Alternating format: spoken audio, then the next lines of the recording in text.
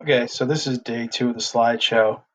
The first day focused on terms. The second day will focus on the people in the history of Mexico. So normal, and it'll go somewhat chronologically. So the people, let's just get into it. Hopefully you set up like this. Hopefully this side is this video, and you have a spot to do your notes. That's going to be easy to get to while you're watching the video. All right.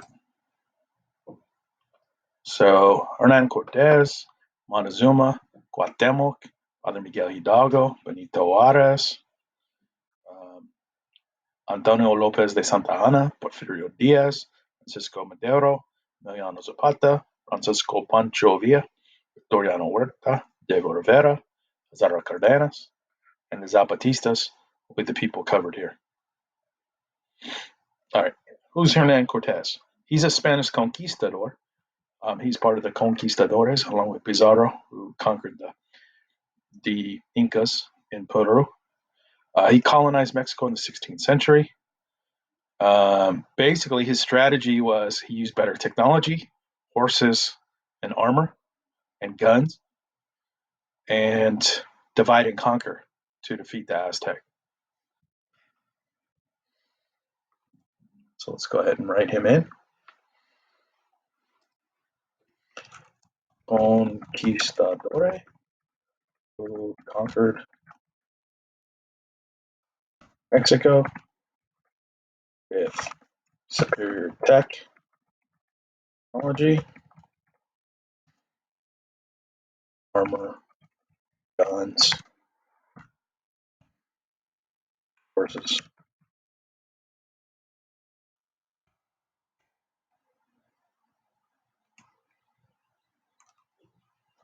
And divide conquer strategies. Basically, the Aztecs had been dominating the region for a while. So he goes to their rivals, their enemies, and he gains support.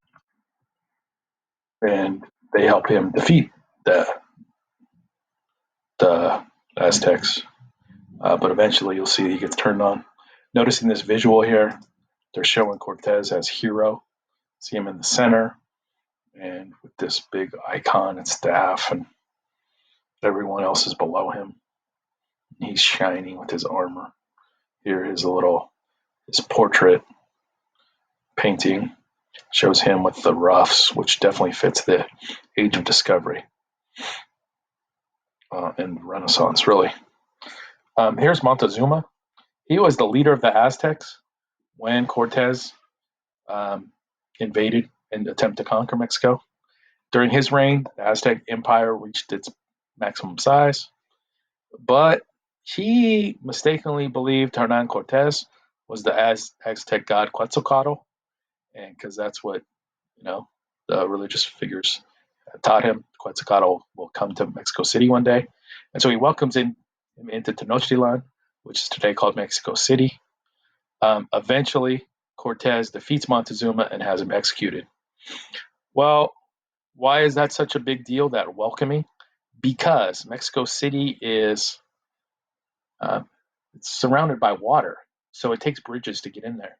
And had Cortez fought from the beginning, it would have been very difficult for Cortez to defeat him. But he never seen an enemy like that, so he didn't really have experience with that. Cortez is the one in the middle. As you see, they're fanning him. Usually the person getting fanned is the leader. All right, let's see what we got here. Zuma is Aztec leader. It's gorgeous size. Montezuma welcomes Cortez, the god. Sometimes I see it spelled with an S. Sometimes I see it spelled with a Z. Cortez. So if you see me doing it both ways, that's why. Not being lazy. Does Cortez do to Montezuma? Does executes. Looks like it should just be with a Z though, because that's what I'm using here. So I'll go ahead and change it, just to make it as clear as possible for you.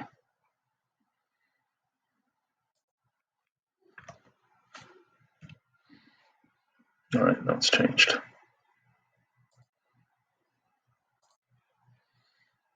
Cortez beats and executes Montezuma. Have you ever heard of a thing called Montezuma's Revenge? It's an attempt by uh, our Indian populace to defeat their Spanish oppressors. It's also a reference to what you get when a health issue. I'm not going to go into the details though. All right, let's go to Cuauhtemoc. Cuauhtemoc is so after Montezuma is executed, they didn't just the Aztecs. They didn't stop fighting. What mistake is being shown here? You got it. This is welcoming the the court the Aztec the Cortez and the conquistadors into Mexico City, and you see the water. That shows that they could have held them off on this bridge for a long time, even with inferior troops. Horses don't help so much when you have, unless you have a big space to run them. And the ships, they could have got them when they're landing on the beach. They could have defended themselves much better. But it's that welcoming Cortez as a god that was a problem. But even after that, the Aztecs didn't quit fighting. Um, Montezuma's nephew started leading his people. His name was Cuauhtemoc, and that's at the age of 15. 18. Sorry, he starts fighting the Spanish after his uncle was executed, and eventually he's defeated because his people are starving, and he surrenders himself and he asks Cortez to give him the knife, and Cortez agrees, and he promises, "Yeah, we'll give you the knife. We'll just execute you." But despite that promise, Cortez has Cuauhtemoc tortured before he's killed him. He literally puts his feet to a fire, as you see in this artwork.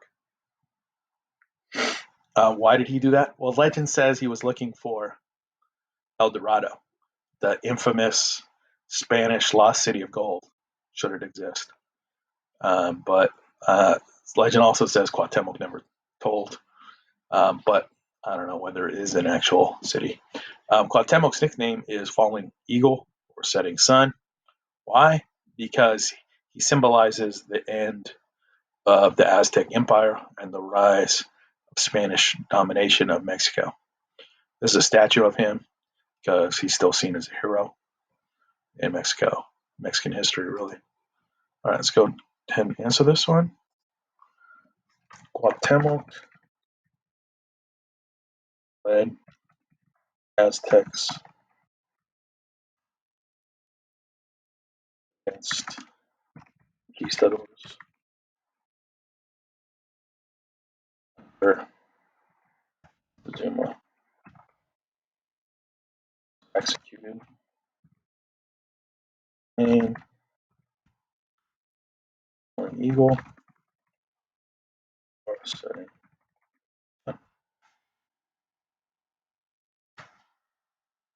What happens to Cuauhtemoc? Cuauhtemoc is tortured, executed by Cortez.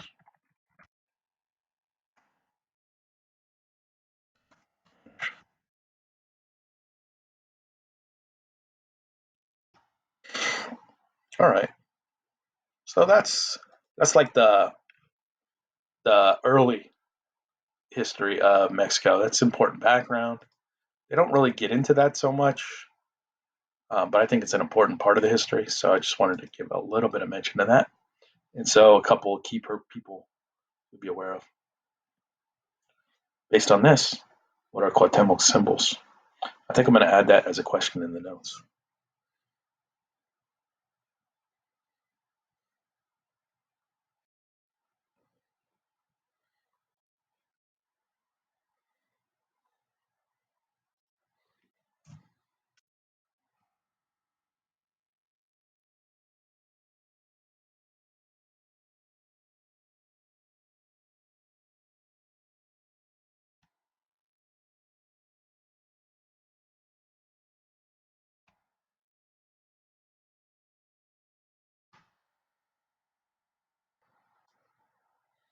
So yeah, after.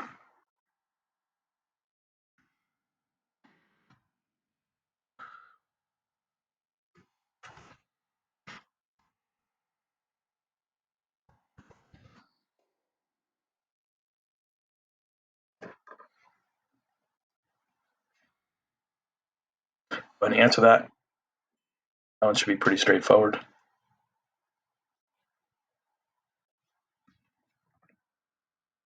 I'm gonna rewrite it a little.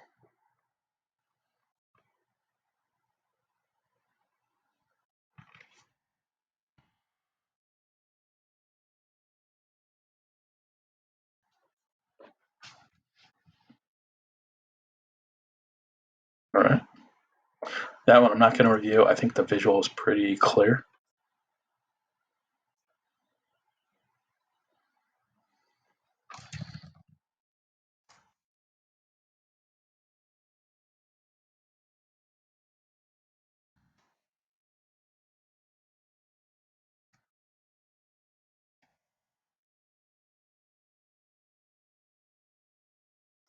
I will take a sec to answer it for myself, and then I'll move forward. I'm going to pause it. I don't want you to see this one. Let's continue. Next topic, Father Miguel Hidalgo. So now we're fast forwarding a couple hundred years, maybe 300 years. It was the 1500s when the Spanish had conquered the Aztecs. By September 16th, 1810, Spanish rule of Mexico started chafing badly and irritating. On September 16th, 1810, the father of Mexican independence, this guy, Father Miguel Hidalgo, rings the church bells in Dolores, Mexico. He says, gives a speech. In it, he says, "My children, will you be free?" Today, this speech is recreated on September 16th, which is known as Mexican Independence Day, and it's described as El Grito de Dolores. This is an artwork showing him with the Virgin uh, Guadalupe Hidalgo. She's still a key saint in Catholic circles in Mexico. This is him on a statue and being shown as an eagle, as an angel. Sorry, not an eagle, angel. There's an angel being associated with Miguel Hidalgo. And you should notice the guns being pointed at Hidalgo because eventually, for leading and creating an uprising, the Spanish kill Hidalgo. That's why he becomes a martyr. All right, let's go ahead and answer that. Anything they've asked about Hidalgo. He started in Revolution, and this is not the one we're going to focus on, but I want you to be aware that there was more than one revolution, and it succeeded. Eventually, the Spanish are defeated, but with, what did he start with? De Dolores, which is Spanish for the cry from Dolores. And basically, it was a cry for freedom.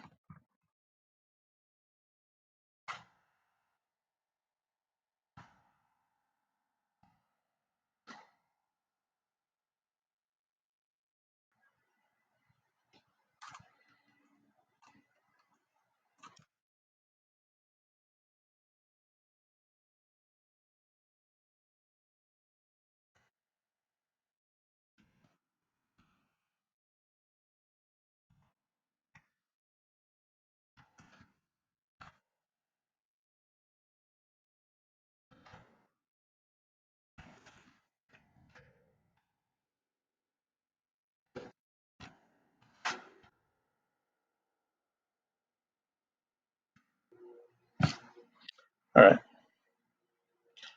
That's all I really got to say about Hidalgo, except for because he's such an important martyr, he stays as an important figure in Mexico. Let's go to Benito Juarez. Benito Juarez is a liberal Zapotec Indian. who takes rule. He leads Mexico beginning in 1955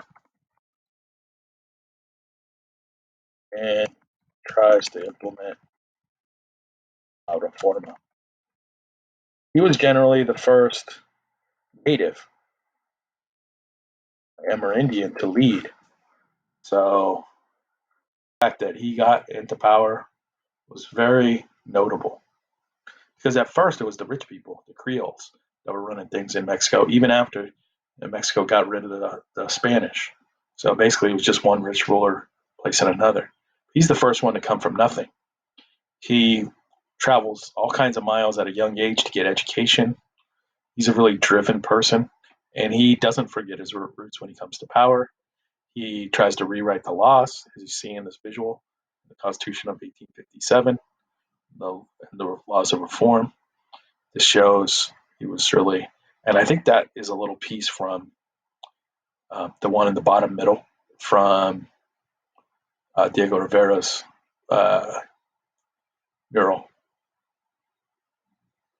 And he is another icon of um, someone fighting for the rights of the poor in Mexico. So it started with Hidalgo, then it goes to Juarez, and then you're going to see this gap. And then there's going to be a few more people that are going to fight for the poor. Why do the people that fight for the poor get so much notoriety in history? Because they're the exception. Most people were not fighting for the rich. Most people were fighting for the rich, already and entitled. They weren't fighting for those that needed it most.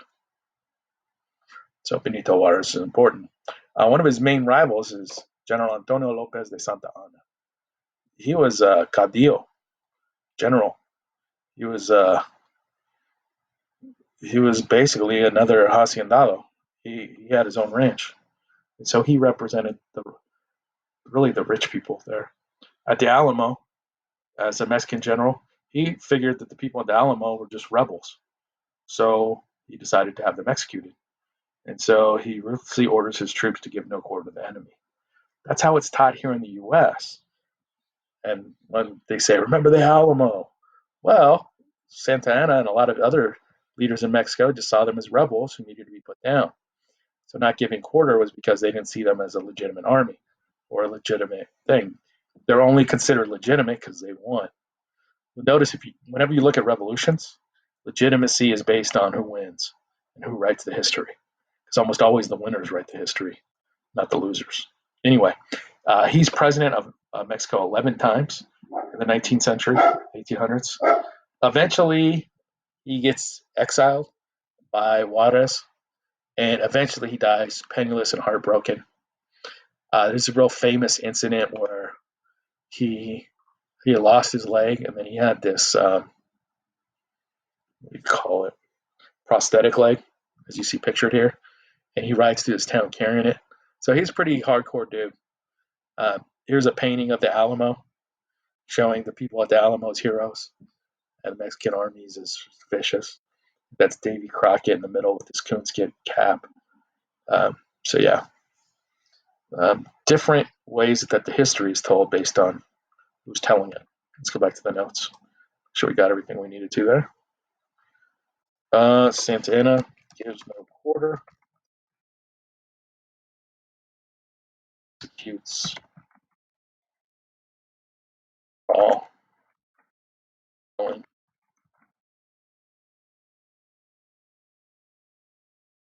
people. At least that's how the story goes. I think there was a handful of women or non-combatants that were not executed. Most of them were killed, though, is my understanding. And he did give them warning that he was going to do that before attacking. That's not also often mentioned in American history books, but he did. That was to Santa Anna. Leads Mexico as president 11 times. Eventually exiled, penniless, and really heartbroken. I think he ends up spending his final days in U.S. And he was a real patriot too. So that hurt. Right. So yeah, starting in the 1830s, he came to power numerous times, but there was elections, and it was like him or Juarez, and it's kind of like this revolving door until eventually in the 1870s, this guy comes to power, Porfirio Diaz, and he institutes what becomes known as the Porfiriato. It's a real conservative time in Mexico where he's ruling for over 30 years. He does create stability and peace to a large degree, but he's a sellout. He sells off much of Mexico and its resources to foreigners. And he rules his people with an iron fist, meaning they don't have a lot of freedom under him. He started off as an ally of Benito Juarez, and over time he becomes more and more conservative and more dictatorial. Uh, but originally he was a liberal, and he's definitely a mestizo. He's a mixed race. This is him. His mustache is kind of signature as a young man and as an older man. All right, let's see what we need to add in. We need to describe DS. Roles, Mexico, years,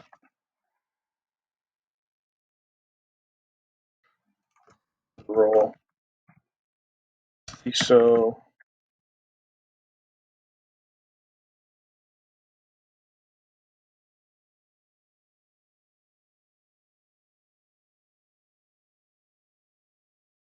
mainly it was just the oil rights and the railroad rights that got sold off. And then that revenue, Mexico only got a small percentage of, or I don't know if it's small, but they got only a percentage of, not all of it, which a lot of people thought was wrong. As you can see, he's dictatorial, meaning he doesn't give people a lot of freedom enough. So to the next person, Francisco Madero.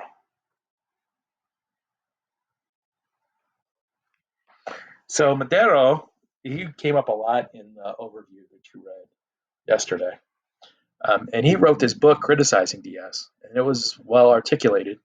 And he becomes Mexico's elected president in 1911.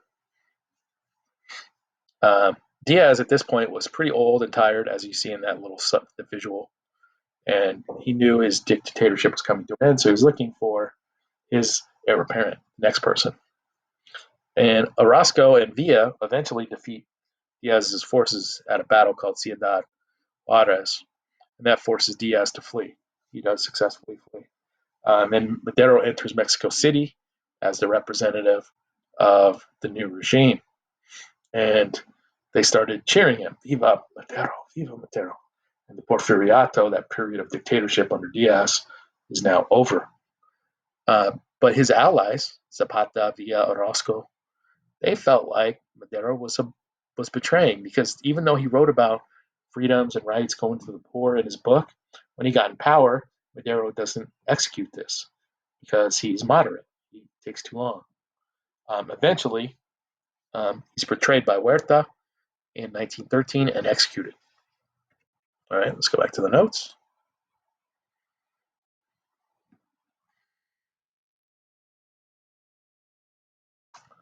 Author criticized, yes,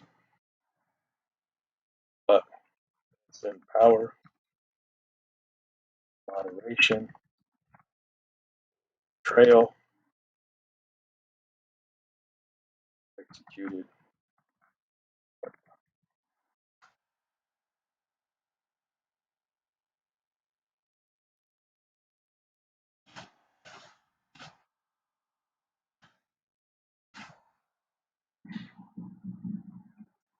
See, I'm keeping my notes looking nice.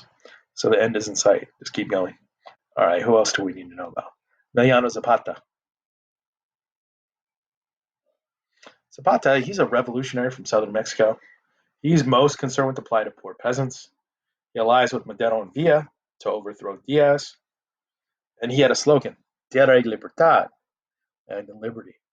He's famous for saying, it's better to die on your feet than to live on your knees. So it's good to fight. Here you see him with a sombrero and a holster and a pistol at his hip. This is his supporters that were absolutely crushed when he was ambushed, betrayed, and killed by his former ally Venustiano Carranza. But he was set up by Huerta. So Zapata becomes a martyr to the poor. See the pain and anguish among his supporters as they hold his corpse? Hopefully you see it. So, supporter of poor peasants. Slogan, Tierra y Libertad, which means in English, land and freedom.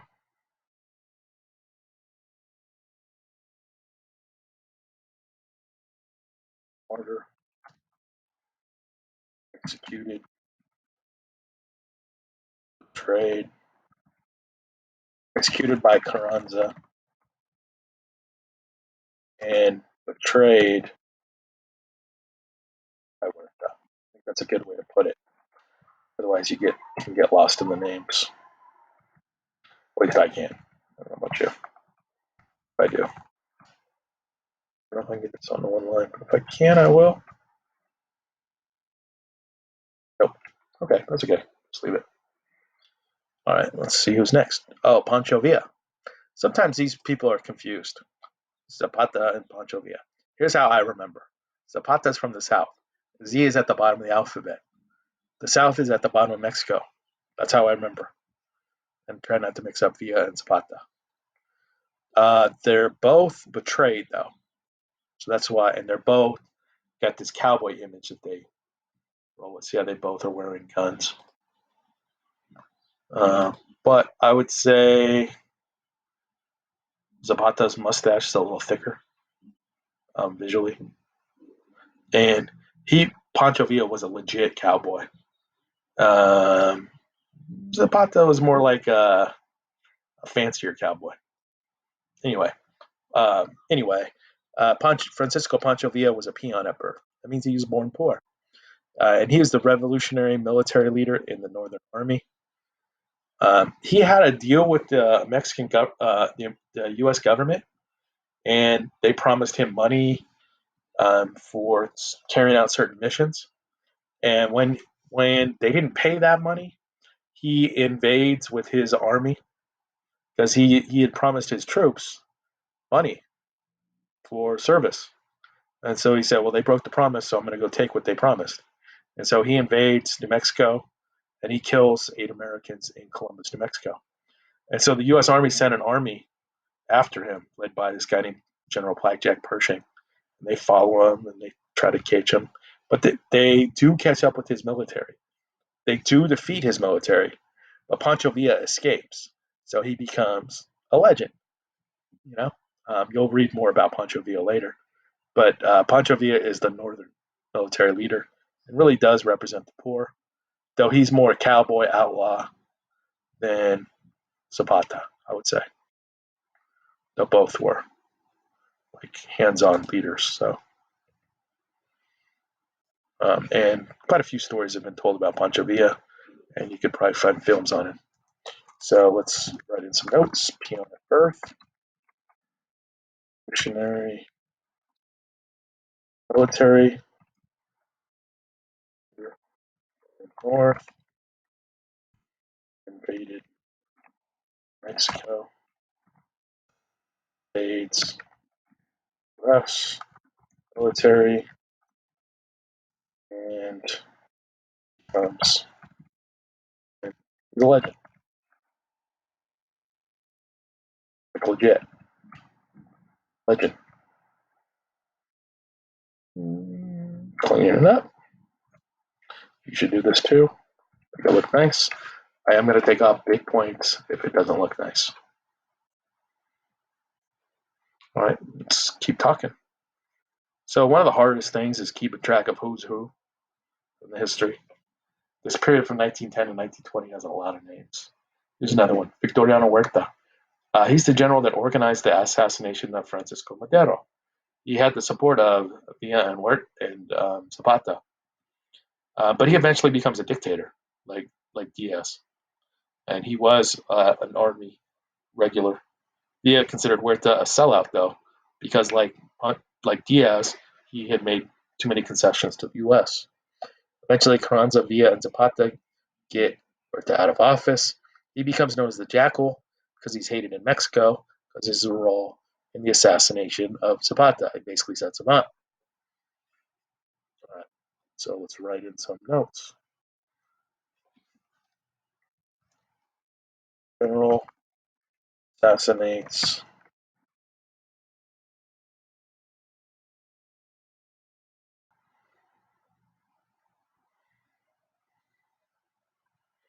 Madero. That's Zapata.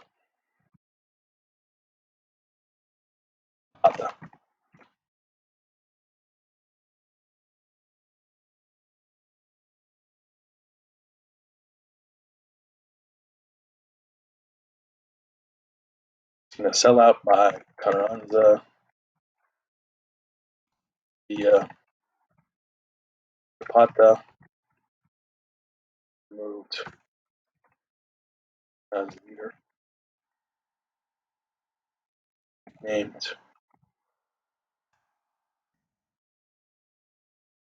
Jackal.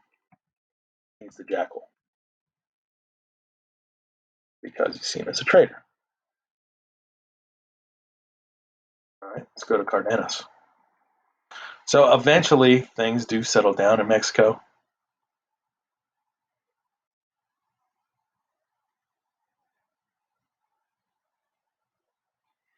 Let's add some of these questions in.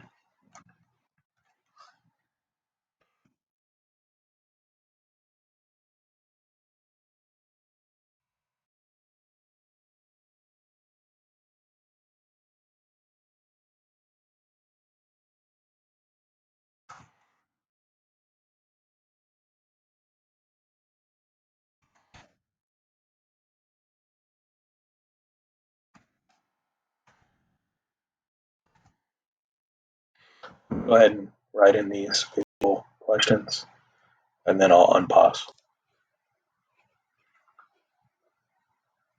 Okay, so let me go over Cardenas, and then there's a couple of visual items that we want to address here. Pizarro Cardenas. Um, oh, eventually a guy named Obregon comes to power, and things settle down, and a constitution is written, and there's hope that land's going to go from the rich haciendados to the people, but it doesn't really happen until this guy named Pizarro Cardenas comes around during the middle of the Great Depression, which wasn't just in the U.S., it happened in Mexico too. Between 1934 to 1940, he's considered president of the people, and he redistributes millions of acres of lands to the peasants. He sets up schools and libraries, and he nationalizes uh, oil after Diaz had given it all away to Mexican, all of Mexico's oil to the United States oil companies, basically Chevron, Shell, etc.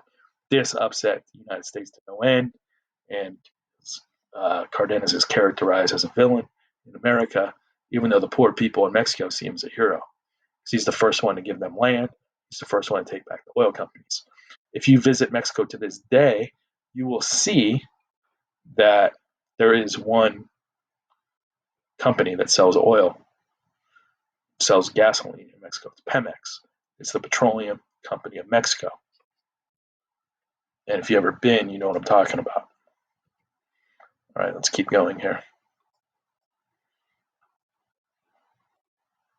So let's describe Cardenas.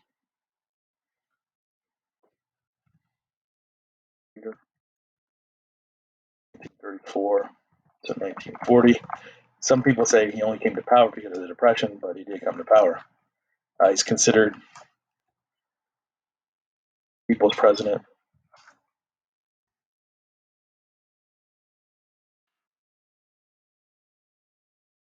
because millions of acres given peasants.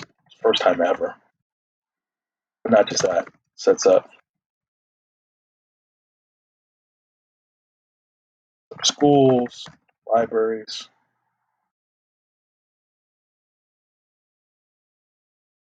nationalizes oil company. So not Time had the foresight to make him Time Man of the Year. Well, I don't know. Maybe he's not Time Man of the Year. Maybe he's being hated there. But he was definitely in the news when this happened. See him on the cover of Time. I don't see Man of the Year anywhere.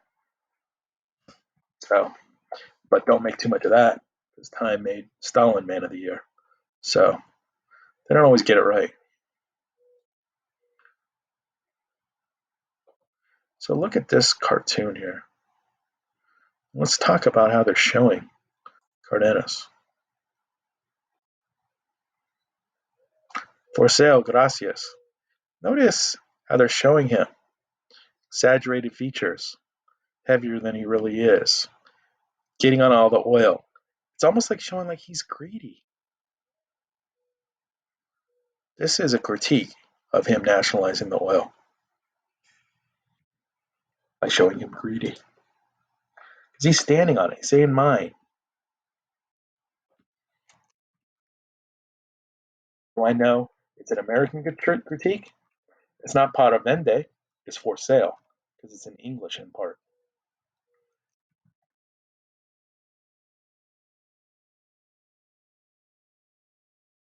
And I think they're probably doing a little bit of race stuff there too. That I'm not 100% sure of, but I'm thinking so. It looks like a little more exaggerated his features than in the actual painting of pictures of him. That's what I think there is. All right, let's look at the other one. Look at this other vision. This is not showing him nationalizing oil as greed. Look at it. It's showing in a stylized way that nationalizing oil is good for the poor people in Mexico. And it should have always gone to the people of Mexico, not trying to get American oil companies rich.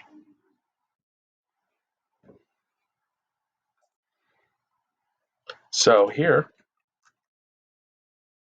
see, nationalizing oil, a much benefit for right Siri.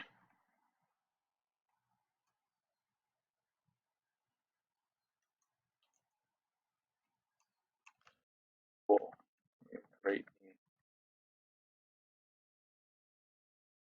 That's what I see. If anyone sees something else, as long as it's reasonable, I will take it. You don't have to have it word for word. But if you think this is against it, you're wrong. See how the people, they're not even showing their faces? Because they're faceless. They're the faceless poor. See how a lot of them have their eyes closed and their eyes down? Because being in poverty is painful. And what's in the background? It's the oil fields. All right, let's finish this thing up. So I've been going a while here. All right. Fall of Carranza and rise of Ogram. Why is Carranza hated? Well, who killed Zapata?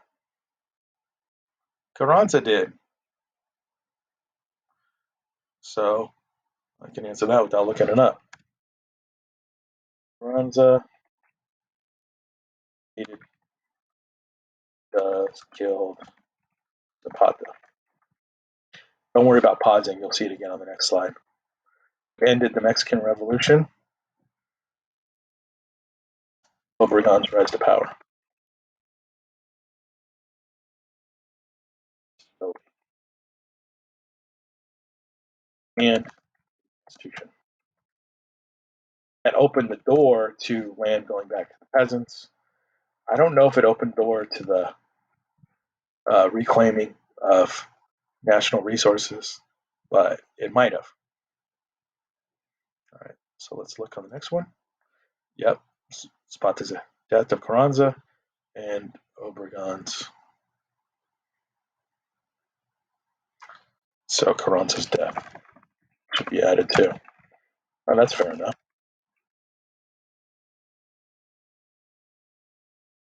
I added the part about the new constitution, but whatever. Why was the Mexican Revolution important? Well, it's the first successful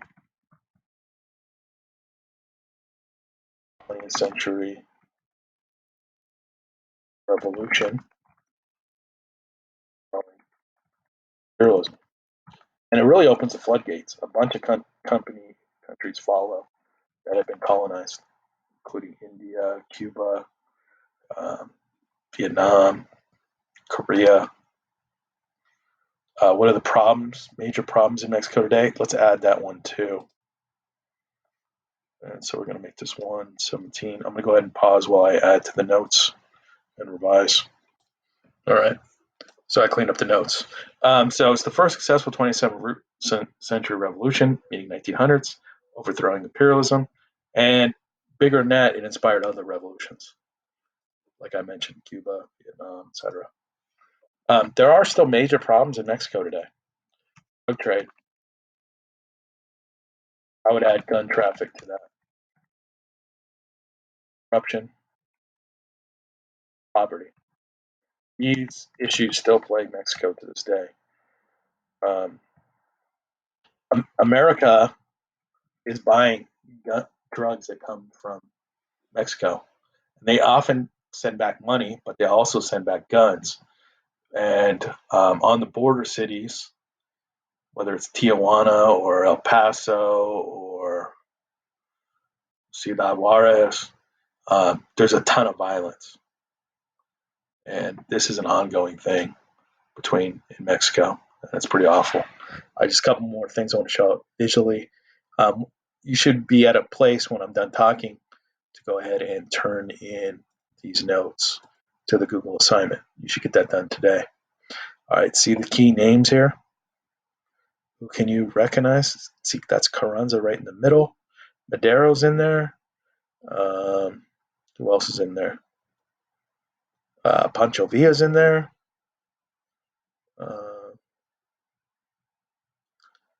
Zapata in there?